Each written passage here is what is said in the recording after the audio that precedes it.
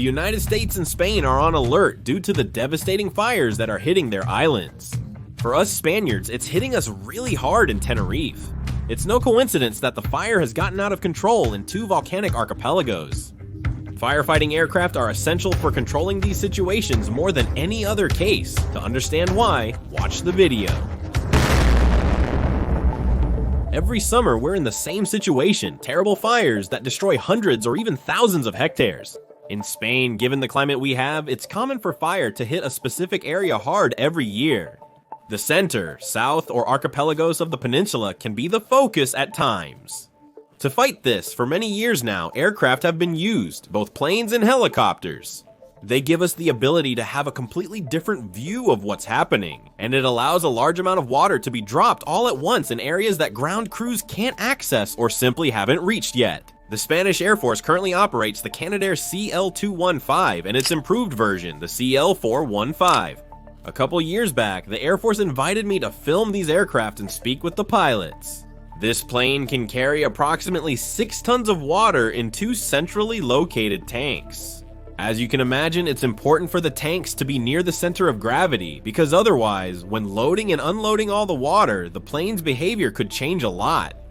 In some cases, the center of gravity shifted mid-flight, causing the plane to crash. As they told me that day, one of the most serious failures that can happen to this plane is if the tanks break, and the water starts to get inside the plane itself, thus changing the center of gravity. One of the most dangerous emergencies in this plane is having a water leak. And that in the cargo hold, water leaks through the floor. So at that moment, if you have 6 tons, if you suddenly have 2 tons in the tail of the plane, I mean, it's a mess below. It looks bad. So one of the worst emergencies is if that happens to you. In fact, there are very specific procedures for those kinds of cases. And in general, if you notice it while you're in the water, you have to abort. Let's see where the weight is. Of course, you don't know what you're going to find. If the center point of the stand has shifted much too far back. Yeah. I don't know about you, but I'm fascinated that this plane is this big just to be able to carry the 2 internal water tanks.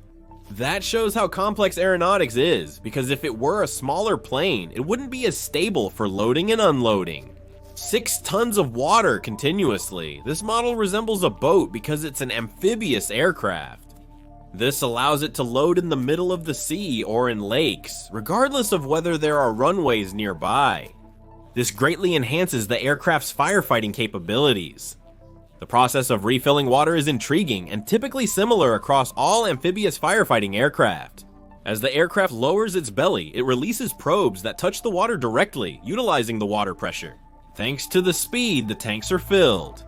This process can take about 15 seconds for small planes and around 45 seconds for larger aircraft, depending on the specific plane in question. But in addition, Spain has other firefighting planes, some much smaller planes, the air tractor AT-802, which exist in both amphibious and conventional versions. The conventional version has the disadvantage that it needs to stop at an airfield to fill its tanks, which can make its working frequency lower than that of an amphibious aircraft. The good thing is that it's an aircraft that can be deployed quite quickly from the moment the alert is given. The water tank is located inside the fuselage and can hold approximately 2,000 liters. This plane, with its amphibious mode, has 2 floats that allow it to slightly enter the water to fill its tanks. The refilling process is very similar to what we've mentioned. Some probes are lowered and the water enters simply by pressure. In Spain, these planes are owned by private companies but leased to autonomous communities through contracts during times of fires. Also, the use of helicopters is very useful because they can collect water even from very small pools or ponds where a plane could never collect water under any circumstances. It also allows you to drop it precisely over the desired area with millimetric accuracy. Spain uses 2 helicopters for this, the Bell 412, which can carry up to 53 gallons of water using a heli bucket. And on the other hand, there's the Kamov K-32A, a helicopter with 2 main coaxial rotors. As explained earlier, this allows a helicopter to carry significantly more weight. That's why this model can carry about 4,500 liters in a heli bucket. However, the downside of helicopters, unlike airplanes, is that they have much less range and generally they fly a bit slower. At this point, there's always the eternal debate about whether it's better to use helicopters or airplanes to carry out this task. Both are good at what they do, no need to choose. A helicopter can literally pick up water from anywhere and drop it with pinpoint accuracy. That's something a plane simply can't do. But, of course, its range will be much shorter, so understanding their limitations, you can choose one or the other depending on the situation. At first, when there's a fire, they try to put it out using ground crews if it's in an accessible area. If that's not possible, either because it's getting out of control or because it's in a hard-to-reach location, help is requested from an aircraft. Since these fly at a speed of about 200 kilometers per hour, they can get there pretty quickly. And if this still doesn't manage to control the fire, do they call for more aircraft? Although it's also possible that from the very beginning, they see that the situation is very complicated and decide to send several aircraft at once. Interestingly, when various aircraft types operate simultaneously, they have vastly different flying capabilities. For example, an air tractor doesn't fly at the same speed as a helicopter or a Canadair. That's why organizing all of this is worthy of a movie.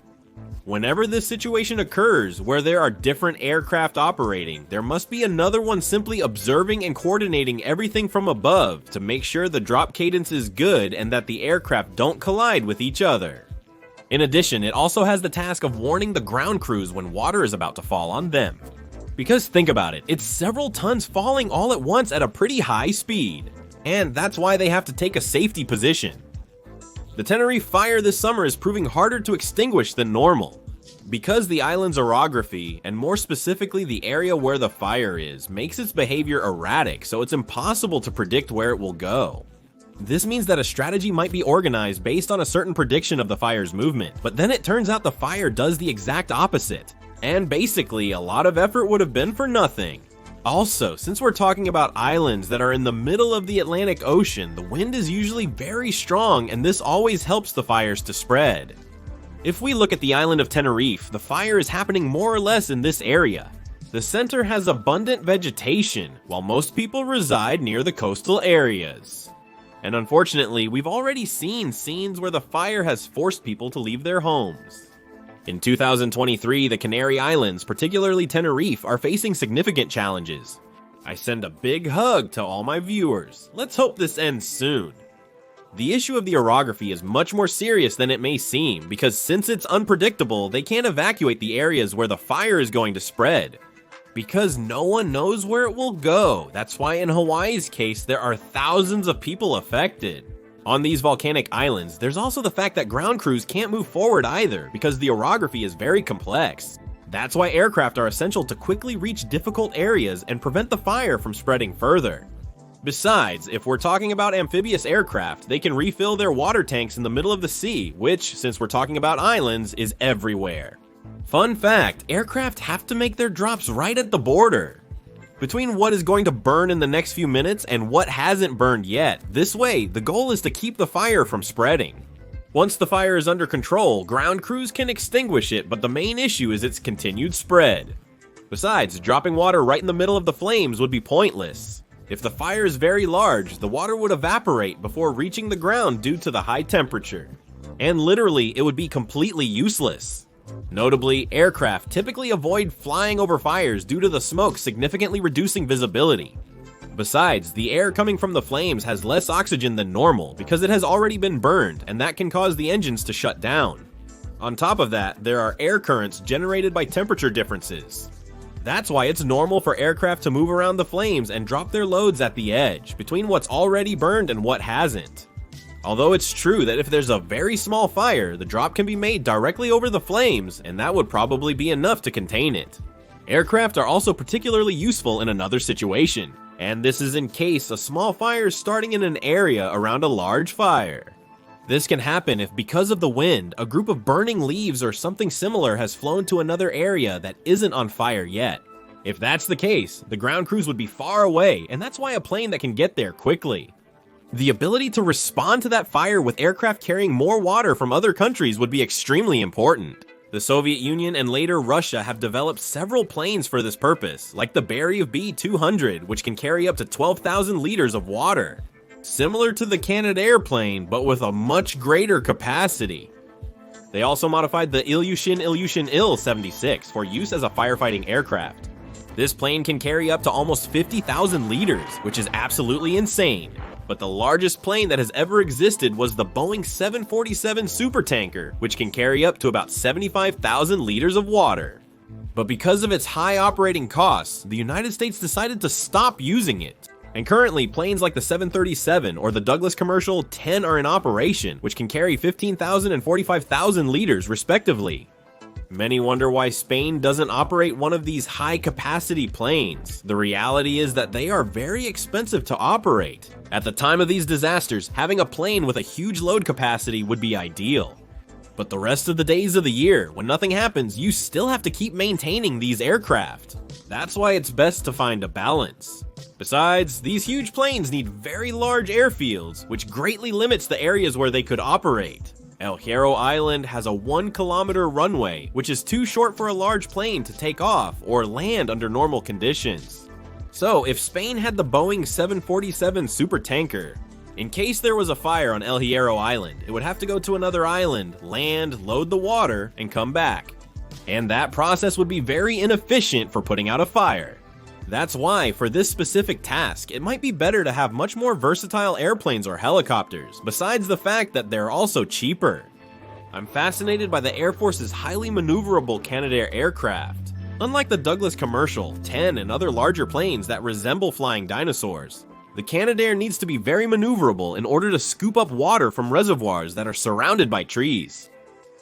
I must remember that all firefighters are heroes. They run towards what everyone else fearfully flees.